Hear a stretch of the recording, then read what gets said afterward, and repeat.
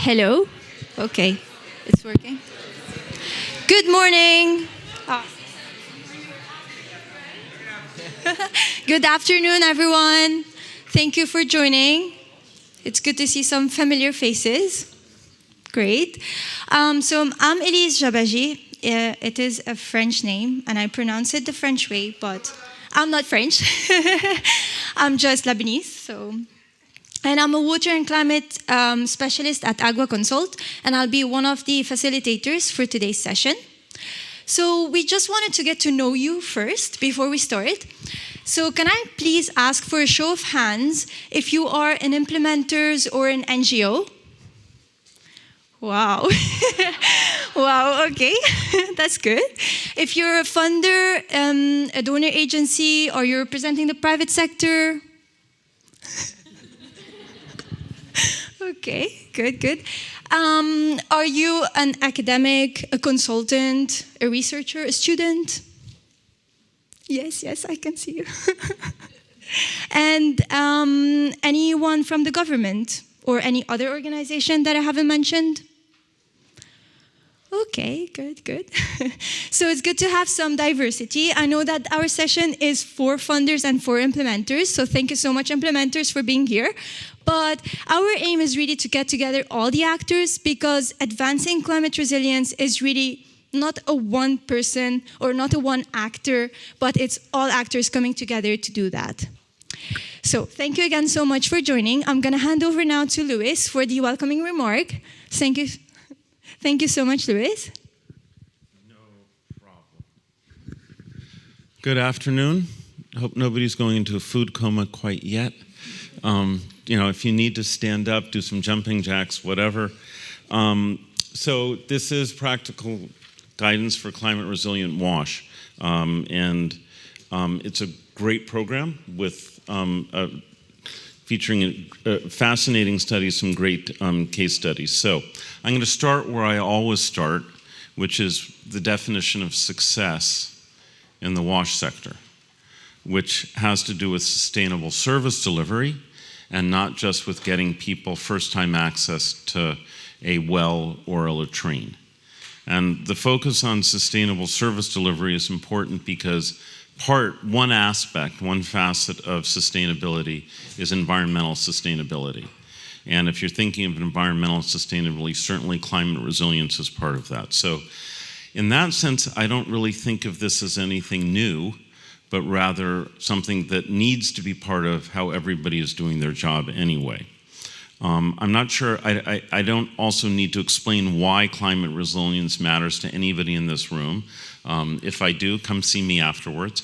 But I mean, the theme of the conference this year is on climate resilience.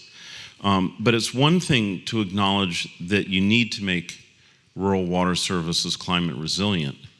And it's something else completely to actually know how to do that. And that's what the session is about. So if that's not what you're interested in, go take another flight that we haven't left yet. But we are going to be talking about the how of making the delivery of rural water services more resilient to the effects of climate change. The work that's being done is focused on two particular sets of players in the WASH sector, implementers or enablers that work in the countries, and funders. And one of the reasons I don't just say implementers, but I also say enablers, is that one of my favorite parts of the work that Agua Consult has done is it's not just about the organizations that are doing the work, but it's very much about their role in the local systems where they're doing this work and their role to make those systems more climate resilient and not just themselves. That lets me plug two of my favorite topics, system strengthening and collective action, but that will come out in the discussion. That's almost it. I was told to explain why Shockwave, represented by Jenny, and Osprey, represented by me, funded this work. I'm not sure why we wouldn't have funded the work. It's very important for organizations to know how to do this work well. And if we're going to actually make progress on climate resilience, we have to know how to do it. Shockwave focuses quite specifically on the intersection of climate change and WASH. And as I said at the start of these brief remarks, Osprey focuses on sustainable services and system strengthening, and we very much consider this to be part of that. So that's it. I'm going to hand it back over to Elise. Thank you so much, Luis. Can you next slide, please? The next slide. Oh. Okay, so what is climate resilience WASH? And I know we're all experts here, but every time we come together, and I mean us as WASH sector, we ask ourselves the same question. What does climate resilience WASH really mean? Is it jargon? Is it something other than sustainability? Is it something on top of everything else that we're doing?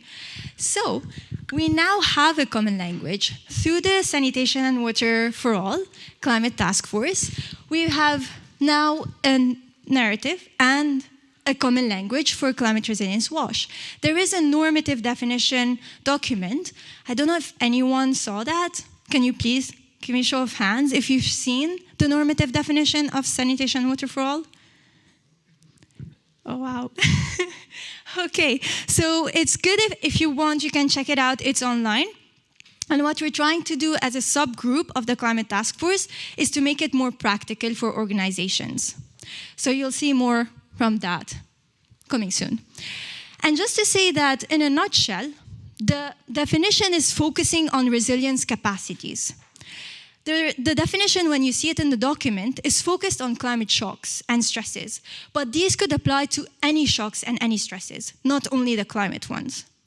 We're looking at the resilience capacity, so we're looking at anticipate, respond, cope and recover, adapt, and transform when needed. So basically, actors need to understand what risks they're facing, so conducting their risk assessment, understanding what's coming their way, understanding the climate uncertainty and the future projections, be able to respond, so act immediately when faced with these risks, and cope and recover. So basically keep the services, the essential services going, and manage the impact of those risks. Also, it requires adaptation. So when you're monitoring your services or whatever you're offering, and you're looking at it and you're seeing that, okay, there are impacts of those risks that are happening to my service, to my system, to my infrastructure, you need to have incremental adaptation. So fixing small bits of pieces of your system, and I say system because I don't only mean the infrastructure, I mean everything that comes around it. And then once those incremental adaptation are not enough, then we look for transformational adaptation. So once we have to do a major significant change to our system to be able to be resilient over time. Now, the definition doesn't forget the most important bit, which is the universal access, equity and inclusion, and the focus on the most vulnerable. You'll also see here, we're talking about low carbon approaches because we don't only want to adapt, we also want to mitigate because that's an initial phase to reducing whatever we're emitting and reducing the impact of climate change. In theory, I guess that's a bit easy to understand. So I'm going to hand over now to my colleague Mariana, who's going to explain to you, show you the challenges which I know you're aware of how to implement that in practice. Thank you, Elise. That's a very bright light, so I'm going to come down here as well. So that was a great preamble, and as she just said, it's great to have things in theory defined, but how do we actually make them true? And what we've done, and a bit of background of what fed into the guidance notes that we'll be presenting and these practical tips, we dive deep into understanding what are the barriers that different actors in the WASH sector are facing to make this a reality. What's really challenging at different types of activities for climate resilience to really become mainstream? And as you can see in this diagram, the full gap analysis is part of the guidance notes, so I won't dive into every challenge. But this diagram kind of gives an overview and structures the type of challenges that we saw.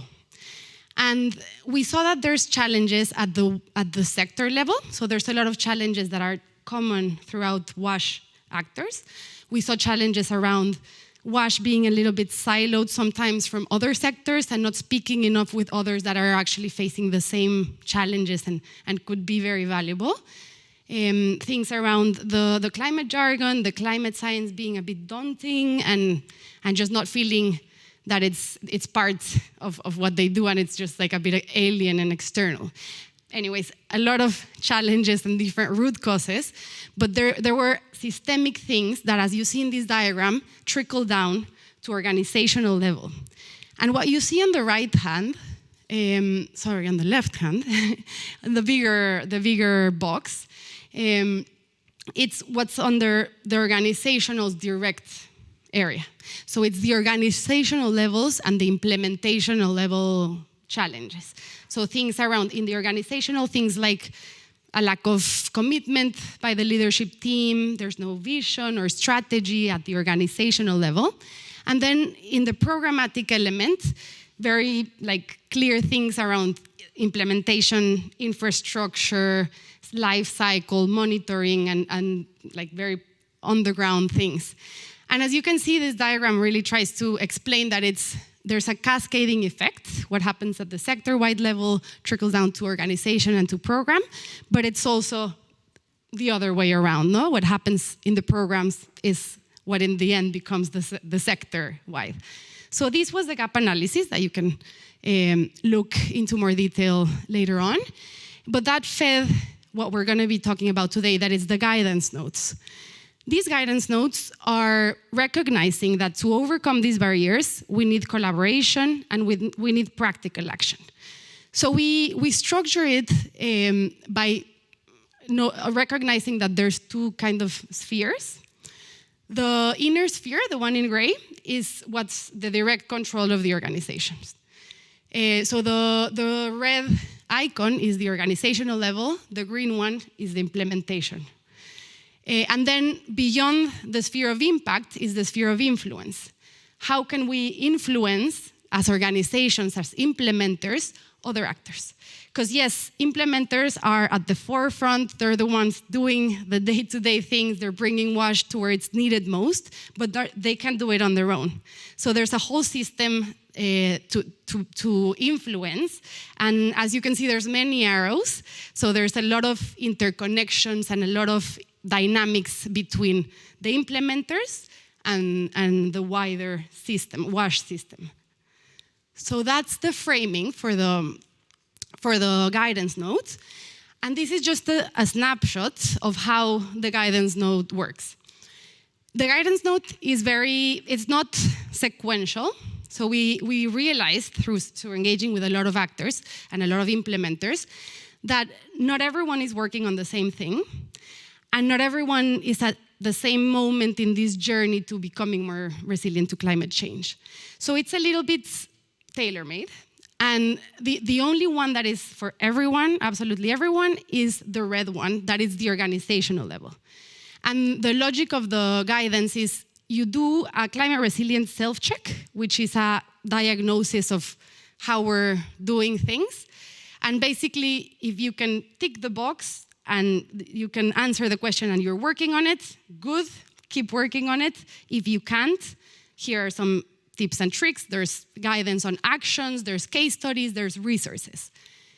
And then the green one and the blue one, which are the programmatic and the systems level kind of work, they're optional. So you can do the self-assessment and look at the guidance depending on if you are working on that or not. So basically, we use this framing because we understand that there's a breadth of activities and every implementer is really relevant in the type of work they're doing. And it was we wanted to cover a lot, but make it useful and tailored to the needs of the different types of organizations. So we're not gonna go that much into detail either, and we're not gonna share the QR codes yet because we really want you to pay attention to our wonderful panelists that are gonna share. There are 3 different implementers that are gonna share their experience and what they've been doing from their work in climate resilient WASH. So I'd like to invite Will, George, and Kate to come up stage, please.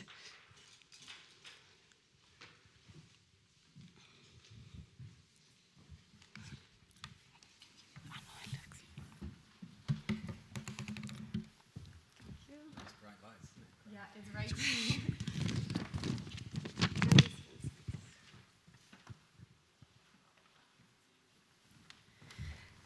Wonderful.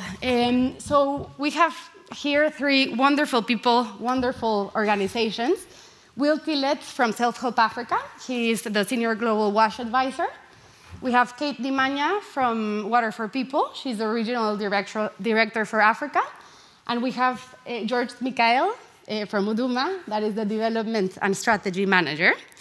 So these are real implementers that are facing these challenges we've talked about, and they will help us in doing what Luis introduced, that is bringing the theory to practice and what we're really all here interested in learning more about. So we're going to start with Will. We'd love to hear, I don't know if many people here are aware of the great work that Self-Help Africa has done, especially in Malawi, in the Tiolo district, on really pushing for climate risk and climate resilience, climate risk assessments and climate resilience. And I'd like to know, and we'd like to ask you about how this program and this work has really trickled down into the organization and influenced in changing how climate resilience is seen inside of Self-Help Africa, and how has this turned into leadership buy-in and strategies and vision, and how has this evolved from a program to adoption, organizational, and like really making it part of the DNA. Okay, great. Thanks very much. Good afternoon. So, just to nuance this, so my job title's actually changed, and I'll talk a little bit about that. It's actually now water security and WASH, and so that sort of gives a sense of an internal shift that's happened. So, Self-Help Africa, it's an organisation that not so many people have heard of, called SHA. It's a multi-sectoral organisation, works in WASH and water security across 12 different countries, and I lead the work together with a small team. I think all organisation, can you hear me okay? All organisational journeys are quite unique, and so I'll give a little bit of a sense of where we started, what was a bit of an impetus to kind of really start working more effectively and deliberately in climate resilience, and then where the starting point was and how that's created a foundation for us to start institutionalising it. So our study was kind of stimulated, our journey was stimulated by a study, so I'll talk a little bit about that. Where we were before this study was, I would say, in the category of NGOs that talk about climate resilience on paper, but it's essentially words, but not necessarily understanding really what that means, putting it into proposals, putting it into global strategy. It's in our global WASH strategy, but really not having a strong sense of exactly what we need to do there, and necessarily building in some of that into our operational work and some of our funding proposals. So as an organisation, we had sort of different sectors we cover. WASH was one sector, natural resource management, where more of the sort of IWRM stuff sits, et cetera, and with this organisational intent to work on climate resilience, but actually no real profile, no real kind of key technical partnerships, not that much capacity about what it means, and therefore quite difficult to mobilise funding for climate resilience because you don't have a credibility. And so that's kind of where we started. In Malawi, as I say, we work across 11 countries. It's one of our larger WASH portfolios, quite a key WASH actor, particularly in the development side, but also in humanitarian response. We're one of UNICEF's key go-to partners. So there we do a lot of humanitarian work, but also have a couple of districts where we have a long-term district-wide approach, system strengthening, supporting district-wide investment plans and evolving service delivery models. So in Cholo district in southern Malawi, this is one of them where we get funding from the One Foundation, long-term partnership. And in the same place we're doing development programming, there's recurrent cyclones just being battered by natural disasters. And the same funder and the same implementing organisation is doing development and then chasing your tail doing humanitarian response in the same place, right? And so the funder was like, look, do you want to start looking a bit more at some of these root cause issues? What about doing a study? And we essentially bit the funder's hand off to say, yeah, absolutely, we want to do this. And so that was really the first opportunity to get moving on this journey. So we developed a collaboration with Bristol University, who are one of the key movers and shakers, let's say, on climate resilient WASH, to help us with this. And the deliberate objectives of the study it was more of a process for us. It wasn't just to do a study to get a document. It was to use the process to learn and to upskill. So yes, we had a consultant coming in from Bristol, but we created a learning and advisory group that met every single week from global plus the country team to go through this and really, really built our understanding capacity as we went along. At the end of that study, so as a climate vulnerability study and a cost analysis of the sort of economic case of investing in climate resilience, we then came up with a set of recommendations of what needs to be done. And that's great. And I think if we just stopped there, it'd be like, wow, that was great. Okay, let's crack on with something else. But the fact that we get these annual grants from the same funder, they were like, okay, so what are you putting into your proposal next year? That basically made us go, okay, from this huge long list of things that need to be done, concretely, what should we prioritize? What can we do together with government? How much does that cost? What capacities do we need? So we start kind of concretizing it a little bit more at the initial step. So a first step is then, okay, we get the cash to do a small set of activities. We're starting to implement that. We're starting to build kind of, let's say, cut our teeth in working more on the water resource side and more on the sort of DRR link with our development program. I'll talk about that in a separate session. But then where do you go from that tiny little pilot in a district to an organization that's working across 11 countries and has that potential to upscale? So within Malawi, because Malawi is one of our larger portfolios, the country team now has that capacity. Right? Because of the way we implemented the study, they now have that capacity, they know what needs to be done, and they can start talking to some of our other funders, like Charity Water and others, to say, actually, you know what, can we just add a couple of bells and whistles there? So we can start to upscale there in Malawi. We then, when there was an FCDO call for proposal, Water to Health, that we lead in West Africa, we said, right, okay, you're not necessarily fully asking us for climate resilience, but we're going to put this in, we're going to cost it, and we're going to expand our partnership with Bristol. So we then start scaling out across different countries. We're now currently working on a proposal in Kenya about watersheds. So now we kind of know what we need to do, and we have that credibility to talk about that, and we have this partnership with Bristol to help us go. But then how do we go from a couple of countries to actually really institutionalizing it into DNA, as you were saying? And that's where I think the leadership championing was really helpful. So my line manager, who heads up the technical team, got really excited by the study and was like, we should do this everywhere, right? Your priorities for next year is this. We did some organizational restructuring for different reasons. Now my role essentially sort of takes on a much more water resource and water security slant to that, which is very enabling. And now we have a work plan which is looking at, okay, we need to review, if we're really going to scale this up, we need to not only integrate it further into our upcoming global organizational strategy, but start to look at our core organizational metrics, start to look at kind of internal capacity development and evolution, not only of our technical team, but I think what's clear is we don't necessarily scope out funding opportunities and write all the proposals. It's our program development team. So it's also upskilling them to know what to look for and also what sort of things we might want to look at. So I think when we talk about institutionalization, you start thinking about what kind of techie skills do the WASH and water guys need, but actually it's more than that. We created an internal technical working group that cuts across sectors to break down some of these institutional silos in terms of thematics, which brings together the agri guys, food sec, and the enterprise, et cetera, to see, okay, well, how are we learning around this? Again, not just to learn from the WASH team about climate resilience, because we know we need to work beyond the silo.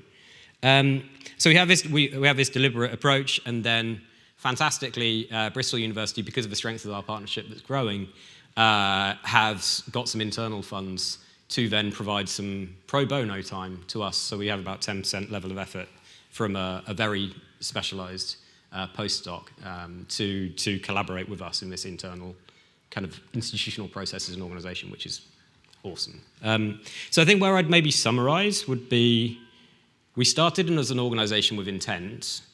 We used the opportunity of the first step, which was like, I don't know, £60,000, something like that. It really wasn't a lot of cash, that study.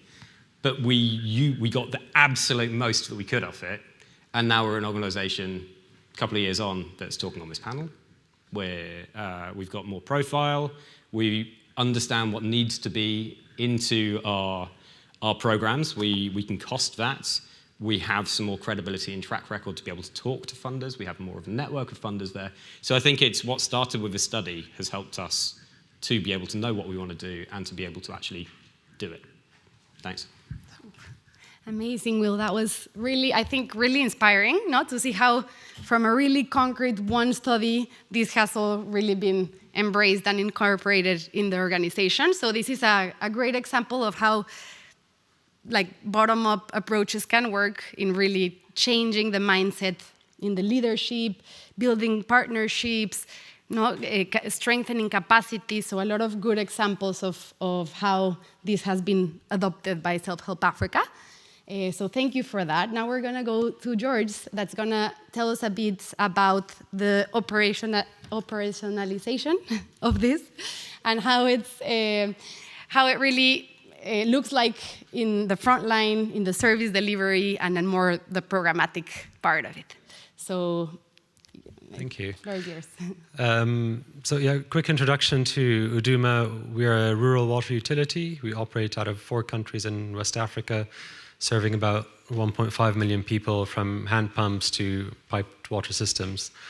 I think, so our board has pushed us to get to financial viability by 2028, so we have a 5-year strategy to get to that point, and as part of that strategy we prepared an investment plan of what do we need to invest in our infrastructure to strengthen that, whether it's solarization, whether it's adding more piped water networks, household connections, whatever. There's a combination of things.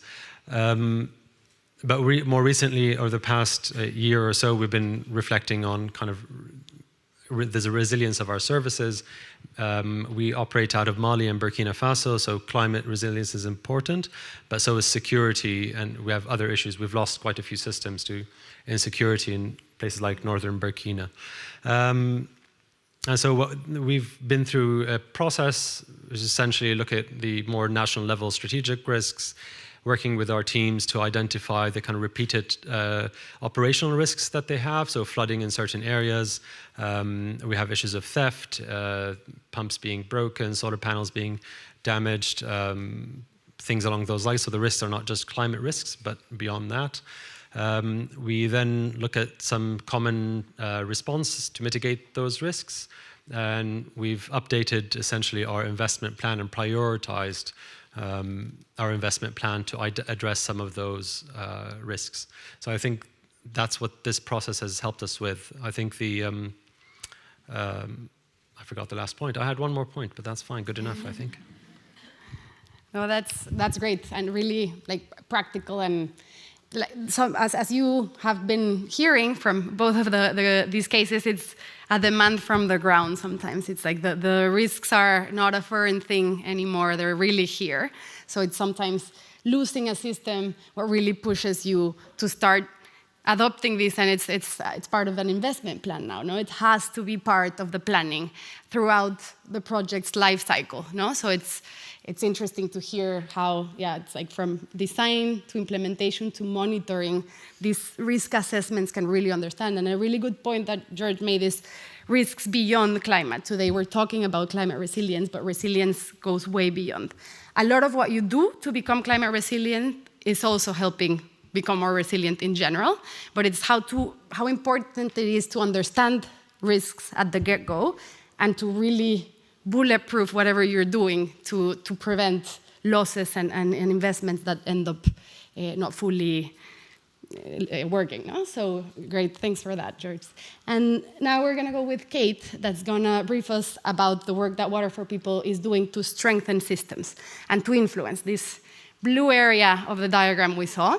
And Water for People has done really great work in a couple of countries in Africa. So Kate, it'd be great to hear about your experience in helping governments incorporate climate resilience and really push this agenda from programmatic things that you used to be doing to going out of your way and influencing government. So if we can hear about that, it'd be great. Thank you very much. Kate Nimanya, Water for People. I think our journey begins with our Everyone Forever approach, which we're known for. And the Forever, working with a Forever component, we started off by working more at water resources management. So Forever, sustainability and water resources management has always been part and parcel of our work. But at Water for People, we believe wash systems are much more than the wash infrastructure. And we've documented that in a couple of cases and in about 4 countries now. If you look for me or Kelly, you can get a QR code to see some of those cases. One of those cases that we have documented is for Kamwenge District Local Government in Uganda, where our Everyone Forever story started. So at local government level, we partner with catchment management organizations. These are entities that have been set up by government to focus. So the focus has always been more around water resources management. But we've worked with them as well as the district local governments to enhance their capacities through a systems lens that identifies various weaknesses across the system, the waste system, as well as the climate risks. So we influence change through a number of ways. Through our programs, we implement climate resilient projects. So through demonstration and working together, they're able to see how it all works. We organize learning exchanges, mentorship programs, and shifting planning from at sector level. So our partnership in Kamwenge, we know the strengths of the system out there. We know they are very good. They have strong institutional structures, management structures. They have active monitoring, and they can effectively plan and coordinate. But we also know that there are weaknesses around financing, as well as environmental degradation and hazards. In this particular local government, the department that was in charge of environment was getting less than $1,000 per year as a budget. But through working with the leadership, we've seen that trajectory change to almost 10 times in terms of financing their programs, because through the demonstrations and the plans or risk assessment, we are able to develop specific plans. So it's these weaknesses and non-climate risks that have kept us focused on the government partnerships aimed at healthier freshwater ecosystems. Because our focus was on drinking water supply, so looking at the risks out there, we're able to also look at, how do we explore, getting new funding within these districts. So in terms of some of the activities we did implement was a water resources assessment, for example, where we identified hotspots where was our infrastructure at risk that we had put in place together with government. So the risks, the highest risk was the low groundwater potential due to degradation of wetlands. So a water resources plan was developed with stakeholders within that local government. Water for People doesn't work alone. There's a whole community of other non-profits like CARE, those that work in agriculture sector, Join for Water, World Vision. So through the coordination platforms, we were able to each find ways of working towards this main plan and support the districts. So just a few examples of some of the interventions, like for example, demarcation of the buffer zones, working with the community, the security personnel out there.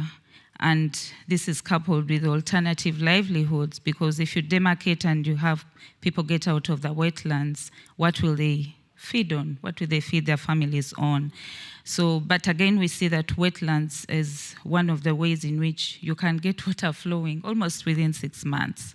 So working with our communities and the district, we've been able to restore wetlands in that community, and then also scale up this work within the management zone. So Uganda is at that stage when they're developing the WASH NAP, the National Adaptation Plan. So these cases have been very critical. We've documented and working with government, they found a place in this National Adaptation Plan, and hopefully by September we should be able to launch it. The other issue has been around initiative is around monitoring, telling the whole story. You can't tell the whole story without data. So wherever we have WASH infrastructure constructed, monitoring of groundwater levels is a must. So we have gauges not only for groundwater but also surface water levels, and this data we believe is critical for decision making. So water demand studies to enable equitable water allocation is something that we do together with the Ministry of Water and Environment.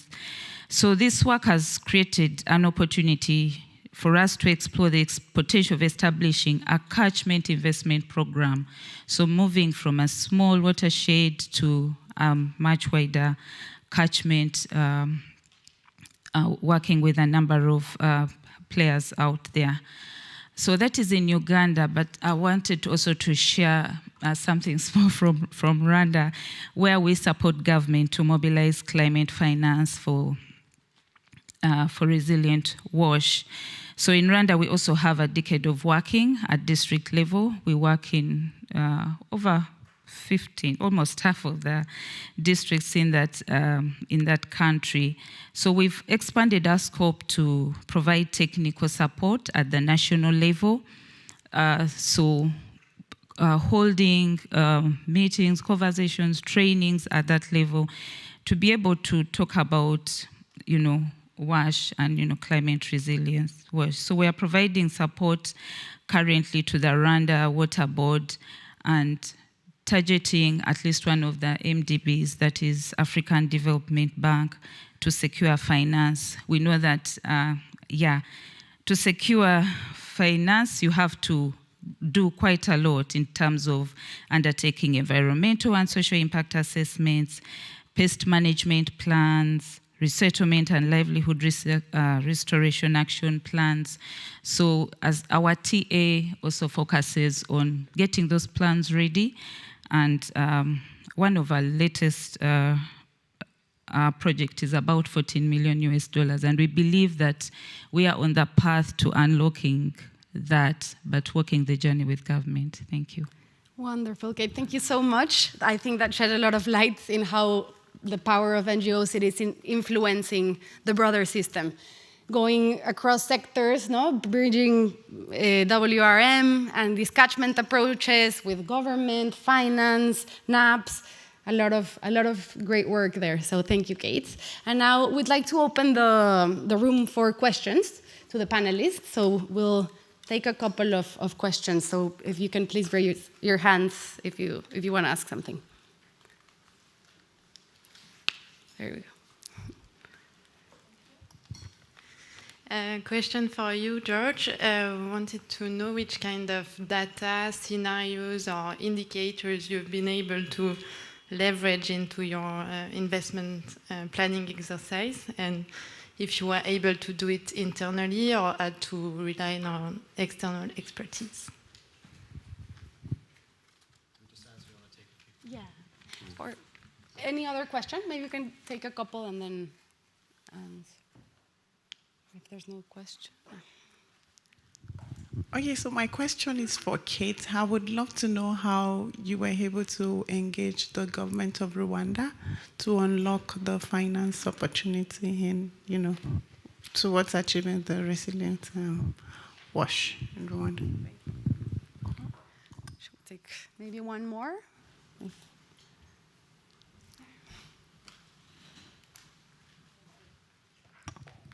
Hi, thank you. Just out of curiosity, do you do work with other NGOs in the same region? Can you tell us some stories about if that's the case of like you working together with other local NGOs, and how has that worked in evolving and growing your movements?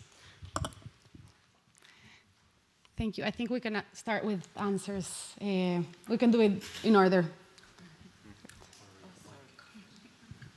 Thank you, Eva. Good question.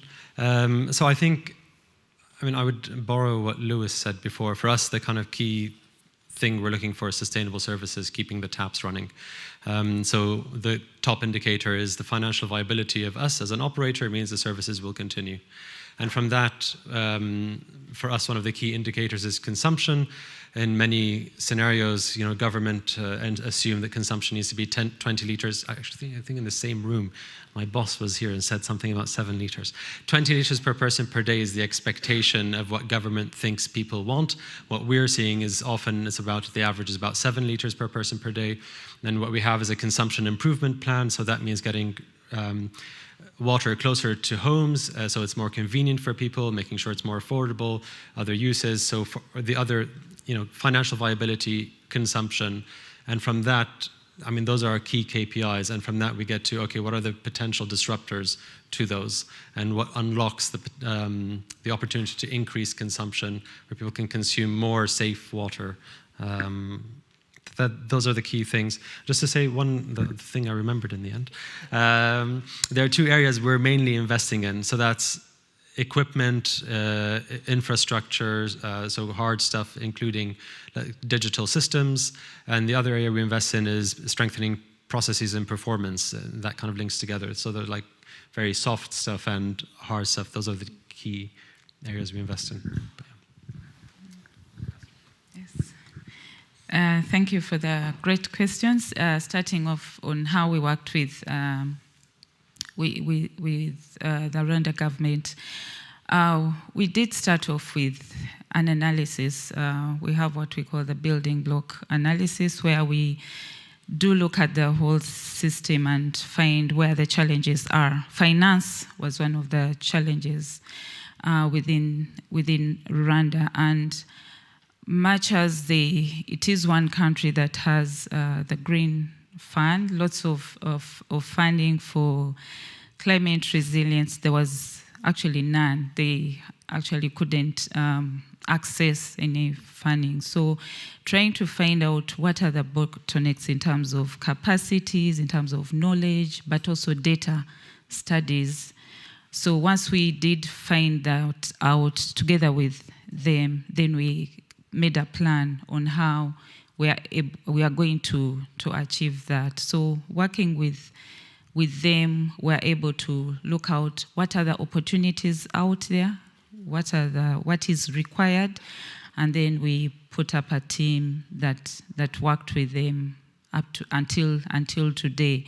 So at times it doesn't require only just capacity and knowledge, but also the networking, finding the right people, even within the other institutions to support them. And in terms of capacities and working with other organizations, Water for People is part of the One for All Alliance. And one of the resources we have is a training course on climate resilient wash. So that course, we've been able to pass that on to government colleagues and even others. Yeah, so it was Water for People, IRSC, Water Aid. We developed that course. It's free, it's online, anyone can do that, use that. But we also have other coalitions like Agenda for Change.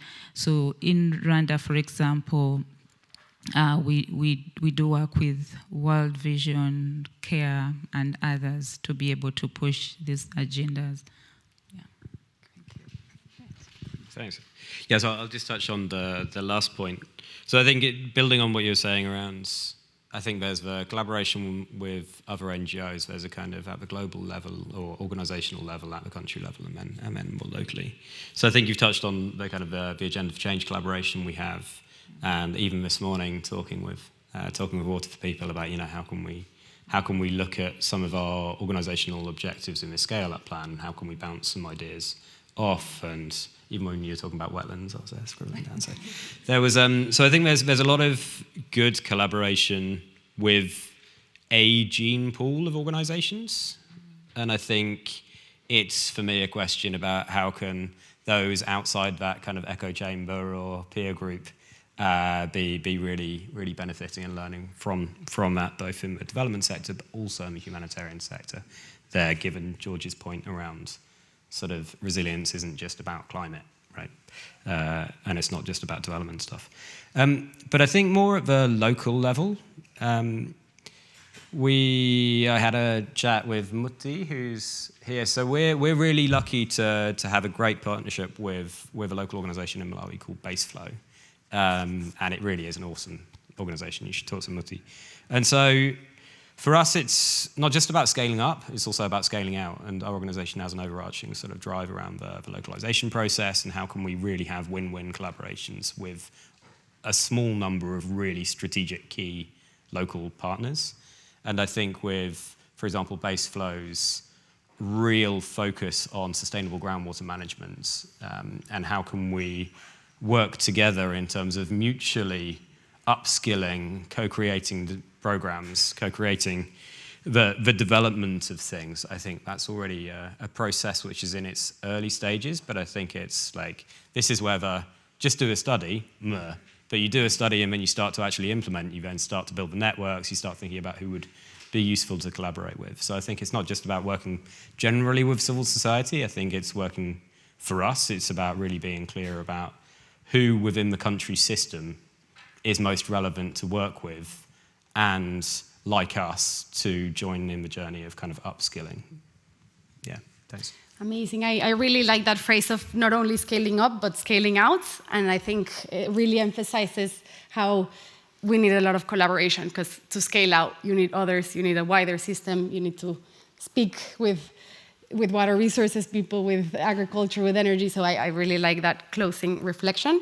And just a quick note, the resources that Kate has been sharing, they're also in the guidance notes. So you can also access the case studies there and the Systems Academy and all of that. We pooled resources. We really didn't want to reinvent the wheel and do new things. You'll find a lot of links that bring resources together. So yeah. And now I'll give the word back to Elise, so she'll introduce the funders part of this. Thank you so much. You actually read my mind, Mariana. I was trying to speak, but my microphone was off. I wanted to say that the System Academy and everything.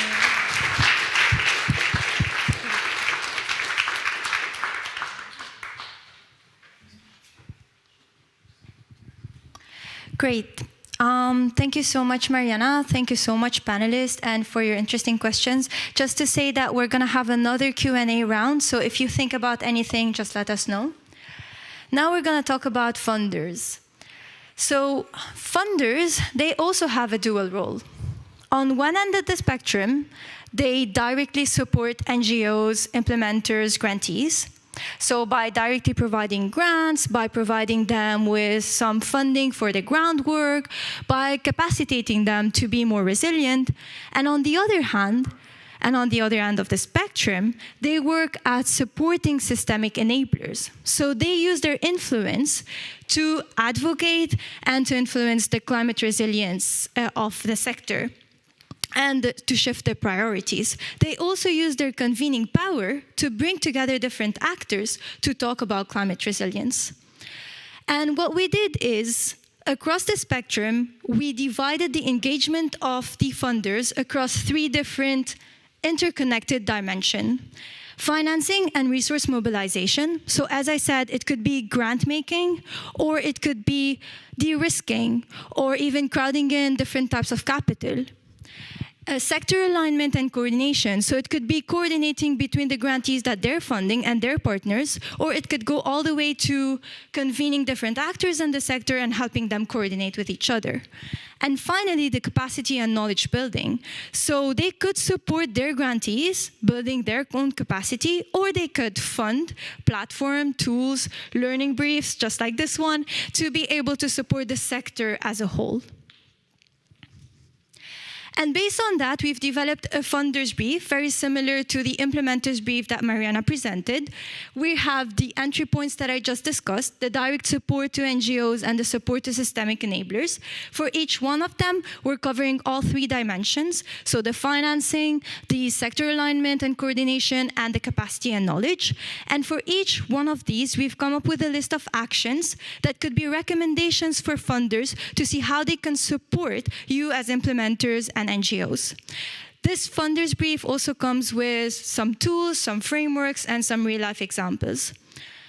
Now, just to say that, again, similar to the implementer's brief, these are not sequential actions, so funders don't have to do all of these. These are kind of entry points that funders could use, mix and match, and be able to be inspired by to support you as implementers. And this wasn't done as a standalone document. This complements the implementer's brief. So the implementer's brief shows how grantees, NGOs, implementer organizations can work on improving their climate resilience, improving the programmatic climate resilience, and influencing the wider sector. And this funder's brief shows how funder could support the implementers doing so. It's not yet finalized. We're not going to be launching it today. We're going to be launching the implementer's brief though. So please stay tuned. We're going to be hearing more about it in the next few months. And with that, I'm going to invite our fellow funders.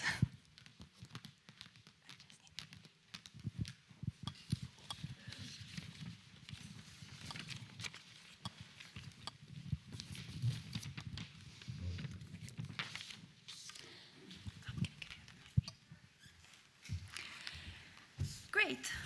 Can you hear me? Oh, perfect. Okay.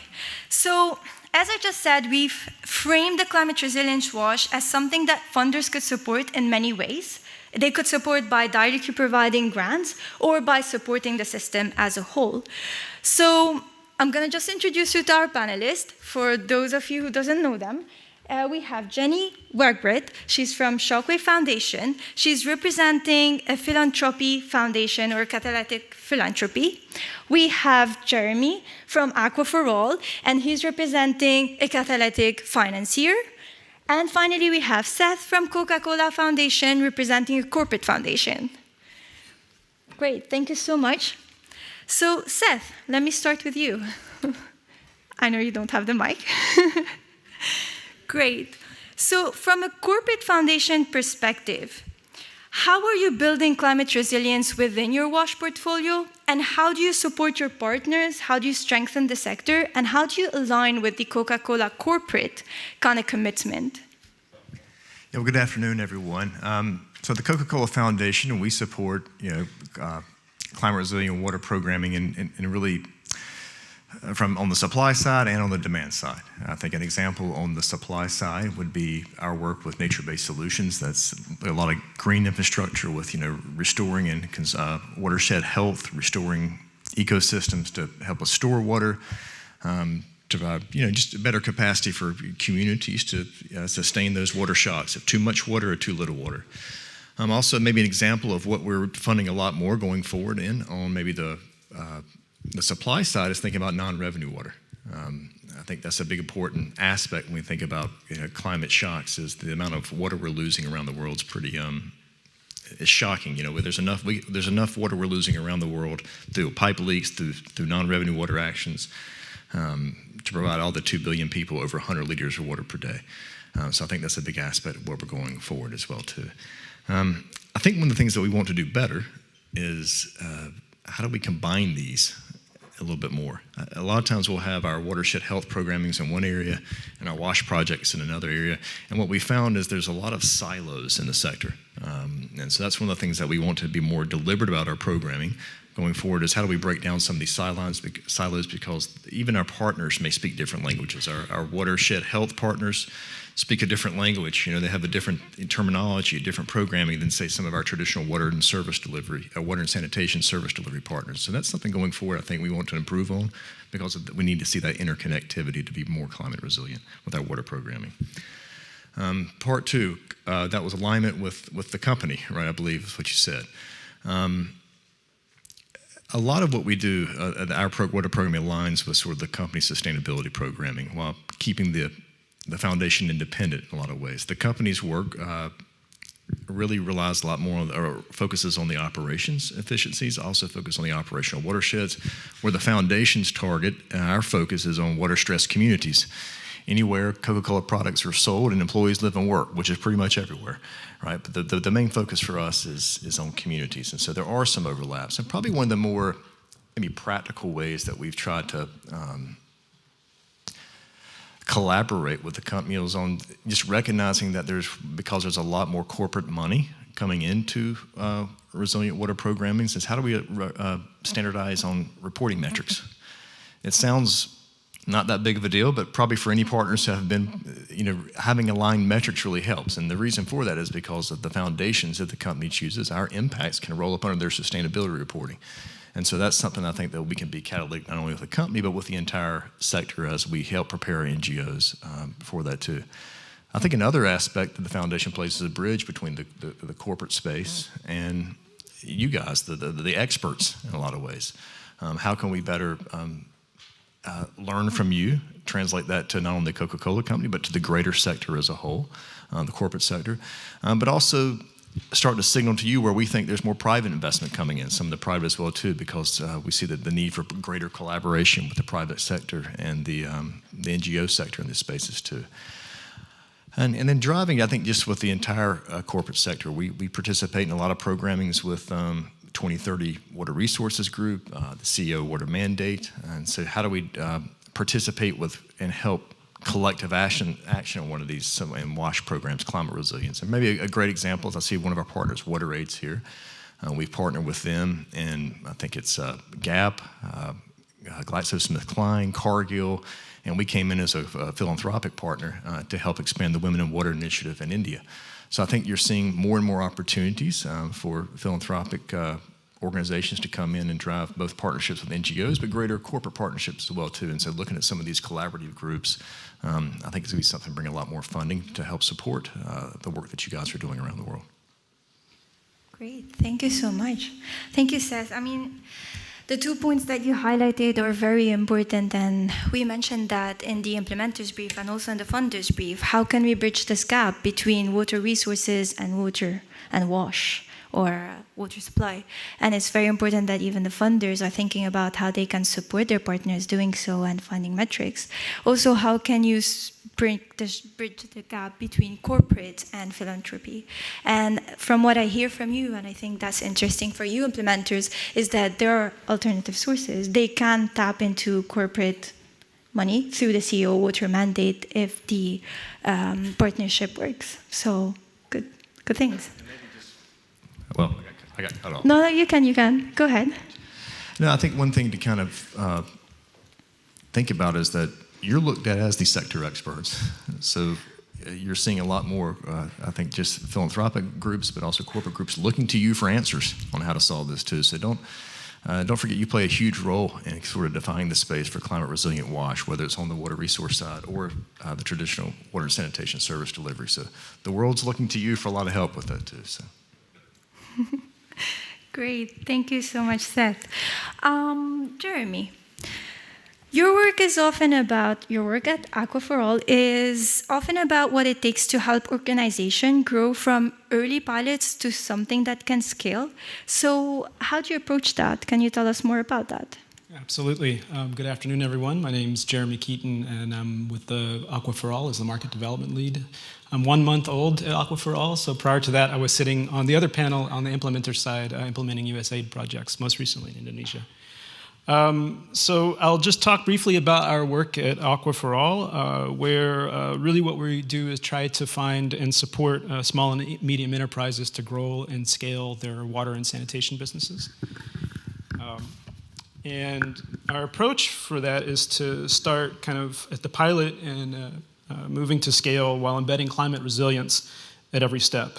We do this at Aqua4All through our dual approach, supporting small and medium enterprises and working with banks, fund managers, and financial institutions through de-risked lending and blended finance. You can think of it as kind of an investment continuum. with enterprises and small and medium enterprises on one side, and then utilities moving into funds and capital markets. Always guided by climate-smart funding strategy, assessing climate risks, supporting adaptive solutions, and ensuring resilient investments. With SMEs, we heard earlier from Uduma in Mali, where we've partnered to refine a hybrid rural water model, combining hand pumps, solar stations, and affordable mini-grids to provide service to 190,000 households and keeping service downtime below 72 hours. And with the Coca-Cola Foundation, we're working to scale growth stage small and medium enterprises in the Horn and West Africa using results-based grants, technical assistance for business development and climate resilience, and to mobilize private funding and de-risking through technical assistance support to financial institutions. Again, integrating climate resilience with enterprise viability. We also have a climate risk assessment tool that we use to identify vulnerabilities in businesses and help present them with adaptive measures to make them more attractive to investors in addition to making them more climate resilient. Moving up the continuum, in Kenya, together with the Cooperative Bank of Kenya, Water.org, and Water Service Providers Association, we're implementing a 3-year results-based finance program with public water utilities to mobilize 500 million Kenyan shillings for 15 infrastructure projects that will benefit 50,000 people. These investments focused on non-revenue water reduction, lowering energy costs, solarization, efficient pumps, and expanded metering to strengthen utilities financially, reduce emissions, and enhance water security for households. I'm kind of regretting index cards, by the way. In Kenya, with City and Bank and Oiko Credit, we launched a 7.3 million euro WASH loan facility for SMEs and service providers. All projects are required to demonstrate resilience. We're tailoring our efforts to small providers to help them make sure that the repayment schedules are aligned more to their revenue streams. And what we've demonstrated is that WASH can provide loan repayment rates equal to or better than other sectors, and other banks are eager to join us.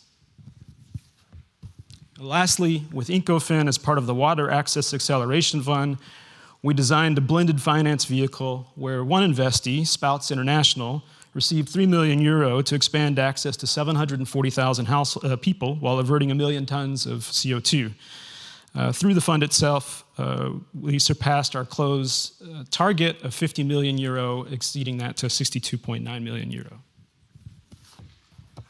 Okay, in closing, every investment in water sanitation at the base is a climate resilience investment. So the risks that utilities have to mitigate are floods, droughts, households have to deal with the same, including disease. And stronger households, stronger SMEs, stronger utilities are able to not only withstand climate shocks, but provide better services, and for the medium enterprises to turn a profit. At Aqua for All, we help assess risk, find adaptive solutions, so that investments stay resilient and sustain over the long term. Thank you. Great. Thank you so much, Jeremy. And thank you so much for explaining the whole spectrum of finance and innovation. And yes, we kind of wanted to have Jeremy from Aqua for All on the panel and George from Uduma on the panel because they were funded. And we just wanted to show that the funders are looking at climate resilience, they're funding climate resilience, and there are ways that you could do that. So thank you so much for everything that you've mentioned. And I also like the fact that you spoke about all of the partners that you're working with, so Coca-Cola and others, Water.org. So that shows that in the sector, we're working together, and that's mainly what we want. So thank you so much, Jeremy. Now, Jenny. So we spoke a lot about funding, about financing, but as I explained earlier, funders, they don't stop there. They don't only provide grants. They also support the wider system through convening, through influence. So what can you tell us about that at Shockwave, what you do? Well, hi, everybody. I'm Jenny Wegbright from the Shockwave Foundation. And I just have to say, I'm so excited to see so many people who are as excited as I am about climate resilient WASH in this room. And I'm excited to see so many implementers. I just wish there were a few more funders in the room. not to shame anyone. Before I talk about how philanthropy can support Climate Resilient WASH beyond grants, I just do really want to acknowledge the cost that all of the implementers discussed in their panel. It's a high cost to invest in new systems, to invest in infrastructure, human resources, all of that is a high cost. And implementers often really want to do this work. They just don't have the resources. So I also want to acknowledge that funders are part of the problem. Many funders don't want to fund this type of work that isn't really sexy. It's really hard to measure, and so therefore it's just, they don't want to fund it, to be honest. So this is my not so subtle plea to the few funders that are in the room to really invest in organizations and their long-term climate resilience and their long-term sustainability. One other thing that I want to talk about, again, before I talk about sort of funding beyond grants, is the need to meet organizations precisely where they are on their journey towards climate resilience. There are some organizations that are highly sophisticated, and they're already engaging in climate resilient practices, the organizations that were on the panel prior to this.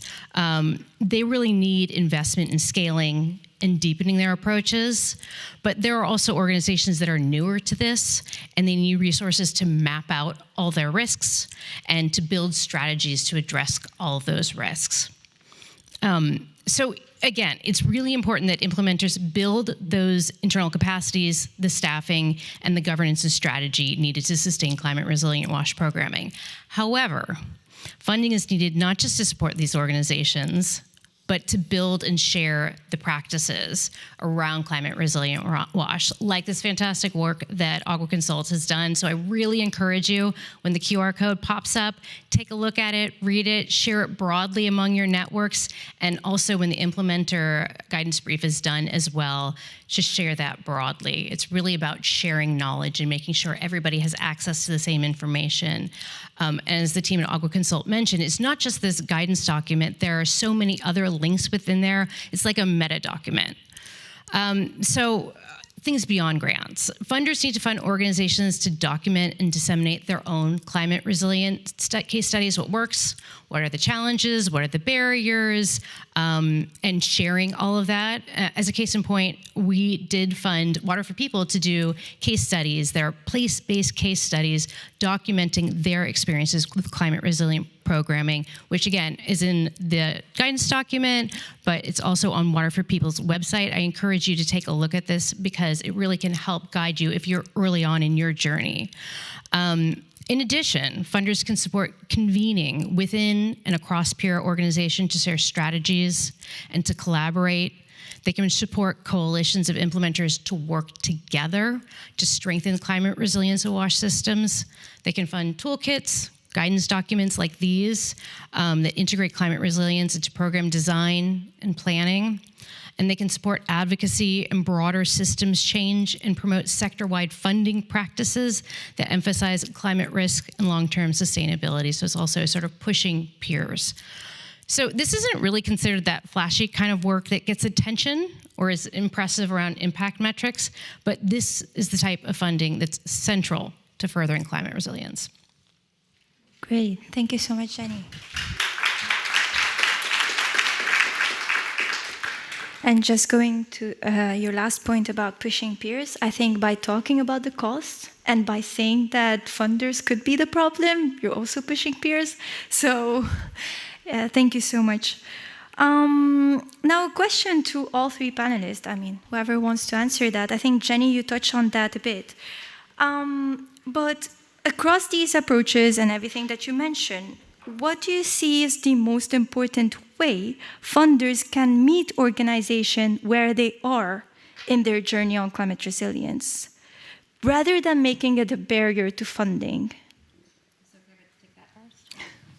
So again, use the existing knowledge base that is here, this guidance document and all the other amazing guidance documents that already exist around climate resilient WASH. But I just think about all the conversations that I have had this week with our partners, and some of those partners are much earlier in their journey. So what I have done as a funder is I have connected them with other partners that we have that are much further along in their journey and made those connections so they can learn from one another.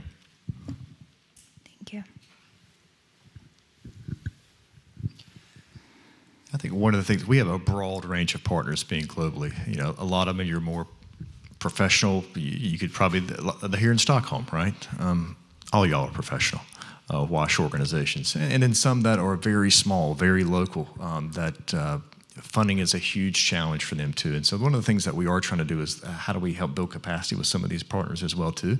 And so linking partners together, you know, and just recognizing those challenges too. And we also recognize, you know, climate resilience is a part of a lot of risk involved. And so making sure that when we look at grant applications, we're looking at the holistic needs as well too, and making sure that's involved too. So I think one of the benefits is I came from the NGO sector for 12 years, and a lot of the folks that you're starting to see as funders now are coming from traditional implementer roles. And so that helps us think about those challenges. We lived them too, with how do we get the right funding? How do we talk about, hey, that's a higher cost per person, those type of discussions. I think being on the philanthropic side, that helps us out a lot too. But I think especially building up some of those local, smaller NGOs as partners we have in regions that don't necessarily get to engage a lot, don't have a lot of funding to build those skills is an important thing, that part of our building capacity locally that we're looking to do more of. Great, thank you so much. Jeremy? Yeah, I'll just give one example from my previous life, is just to not forget about funding the unsexy things like data and convening. And a specific example from Indonesia, where we worked with water utilities to build their climate resilience. On the island of Java, utilities are well aware of the risk from flood, and they have a lot of plans for development and well aware of the fact that floods will increase due to climate change. But the gap that came to be known as a result of doing a climate vulnerability risk assessment for a large portion of some of the water resources on the island of Java was that they'll also be facing drought, and utilities were not prepared for drought. And really had a lot of infrastructure needs to fund in order to get ready. So don't forget the data piece. Great, thank you so much. So as you can see, we have a very honest funders. They're looking for your support, they're looking to support you, and they're also looking for ways to push other funders to support you. So anyone have questions to our funders?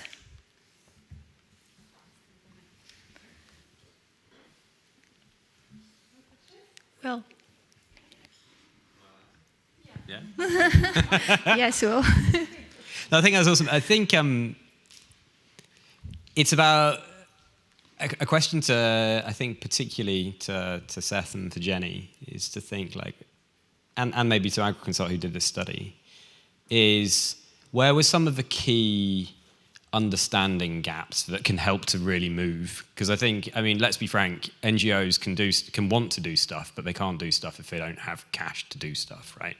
And I think, from my perspective, at least in SHA, looking at the institutional funding landscape changing quite rapidly, but also growth in focus from a corporate side and from kind of climate finance, how many NGOs understand how to unlock funding behind volumetric benefits, for example? How many organizations understand around what their role is and how to potentially support and unlock climate finance? So I think some of these areas where organizations are more used to working with institutional funders, sort of upskilling them in how they can start unlocking other sources of finance and seeing that as part of the WASH funders' objectives of then crowding in and levering more investment, I think is a really interesting one. For me, I think that's quite a key gap in some of these organizations. Thanks. Wants to answer? I have a thought, but you can start and then I complement. Yeah, it's just, this is a really important topic, and it actually really strengthens what Elise mentioned in the two guidance notes being connected. There is some resource in the guidance note for implementers on how to unlock this finance, and where there's a lot of resources that explain more about volumetric benefits, and sometimes we're just so deep in the day-to-day work that there's no time to go and look at this. So this is part of what the guidance note tries to do, is to bundle these resources and try to give this guidance. And of course, when the funders one comes, this is how they also tie each other together. So just that. Jenny, you can go on. The other thing that I just wanted to mention, I think that this is an area for a lot of peer learning for those who already have some skills around this, to share that learning with others who really want to gain those skills. Great. Just also something, well, you mentioned climate finance, which is very important, but there's a difference between resilience and climate finance. So we're advocating for resilience to be embedded within a conventional WASH program. So it's not a separate entity. But when it comes to climate finance, we're looking at additionality. So we're looking at going beyond what we want to do to be resilient. And this is where the climate financier comes in place. And they're often not directly funding NGOs. But in the brief, and you will see that we're looking for ways of how NGOs could support government.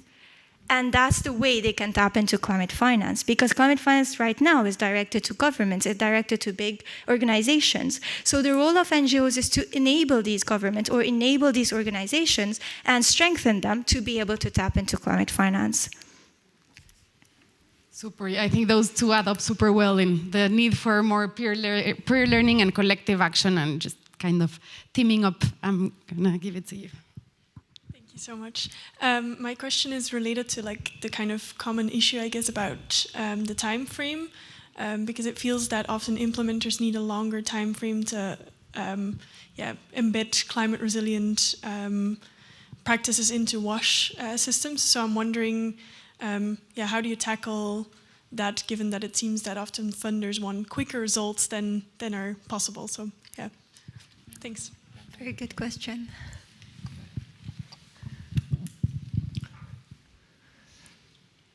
Good question.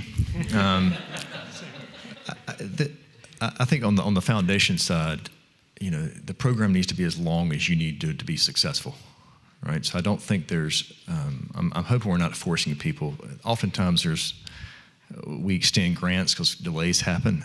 That's good too. You mentioned the volumetric benefit accounting standard. That's what the CEO water mandate and a lot of these groups, that's the Water Resource Coalition came up with, the groups. That typically does have an annual reporting cycle.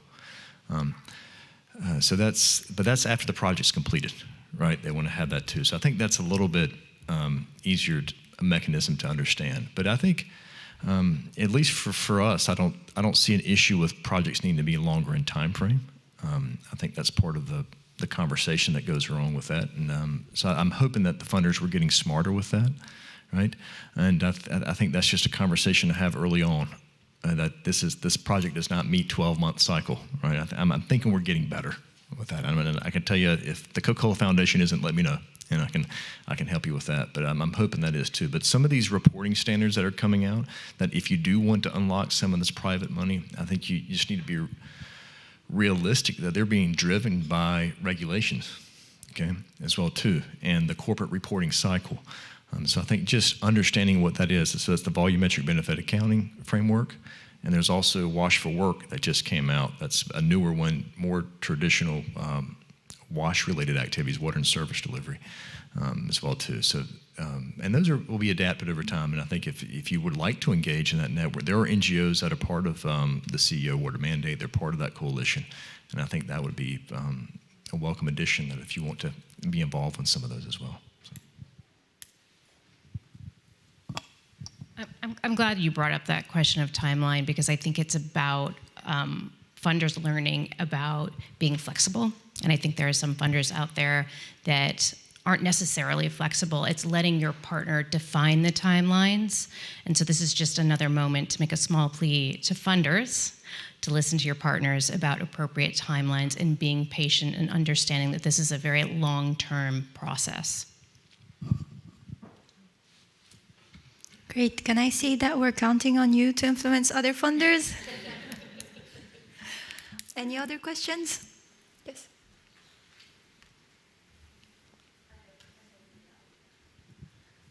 Hi, I'm Laura Forney, the director of the water program in SEI US, and I want to, maybe this is the elephant in the room, particularly for the US case, right? The NGOs that have been participating out of the USAID, funding, supporting, and having impact globally, and working with partners and making a difference. But in our case, through watershed management, and we have an initiative of connecting, WASH and watersheds, and now is navigating. I know that philanthropy is stepping in to fill that gap.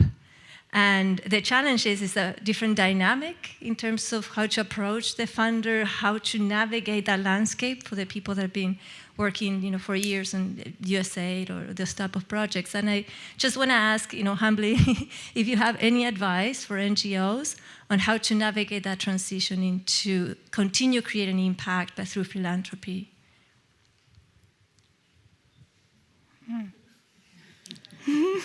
I mean, it's a fantastic question. I don't know that I have a really good answer for you.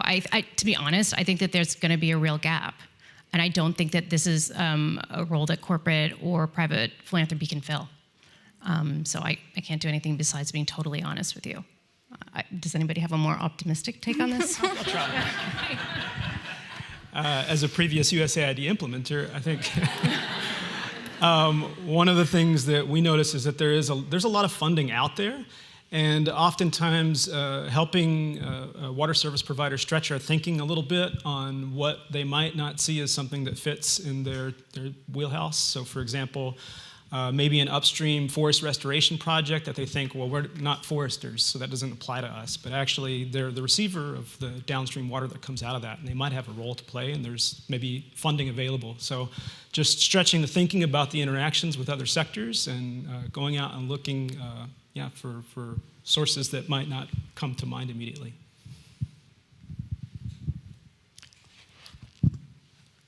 Yeah, I think, look, it's been a rough year. I mean, we feel it even as funders, right? And there were some difficult choices I think we had to make around what do we fund, what do we do. And so I think, recognize that things have changed quite a bit.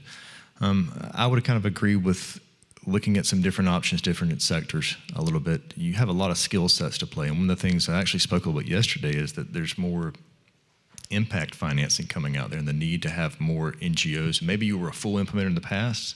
It's recognized maybe you had some really good, strong community skill sets, working with communities that can help come alongside this as well too. But just as some funding is leaving, I do see more water stress is real, right? It's being felt. More is going to come in and I've seen changes in corporates from my time from going from CSR to ESG, and now it's sustainability as part of the business needs in a lot of ways too. So I think there will be opportunities there. I think it's a tough time, but I'm more optimistic about it. I think it's as the stresses get more and more impacting holistically, I think it's going to become a real opportunity for those that are willing to learn these new standards of what new donors need, and take some risk to get involved with it. But also remember, we're real people. We're not these people that are behind these grant management systems and that we don't talk to people. We're real people. We're out there. I know corporations are out there. Local is really powerful. So if you're there locally, find out what groups are there. Make sure they know you're there. I think that would just be my suggestion. One more thing. On that optimistic note, as you think about becoming more climate resilient, there's more of an integration between WASH and WRM. I do think that, what you all alluded to before, funding around conservation is a real potential. Great, thank you so much. We have time for one more question. No? Great. Thank you so much, Jenny, Jeremy, and Seth. Luis, want to give us the closing remarks?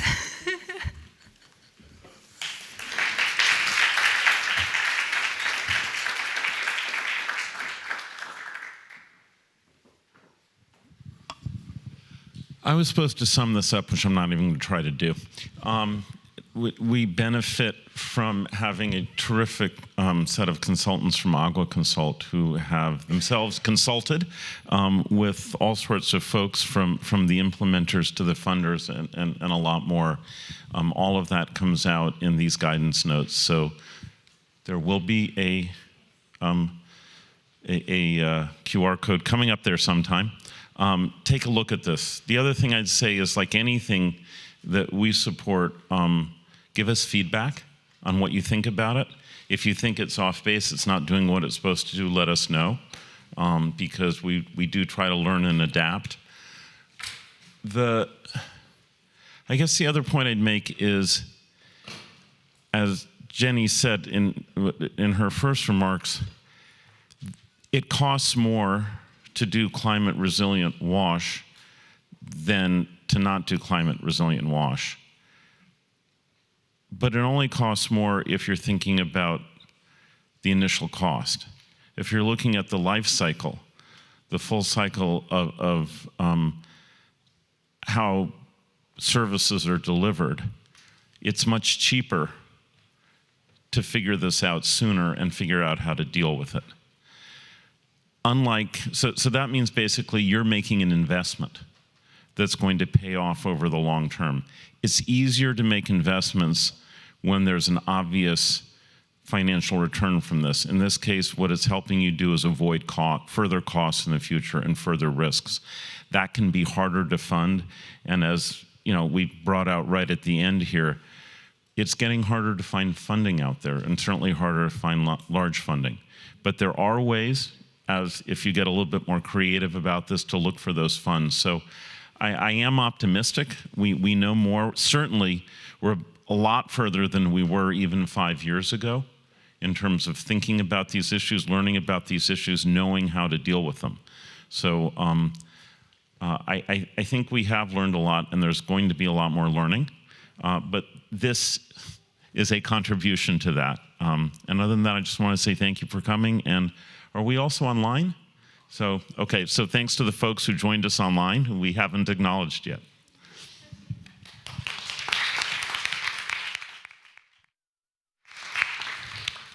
Thank you so much for joining.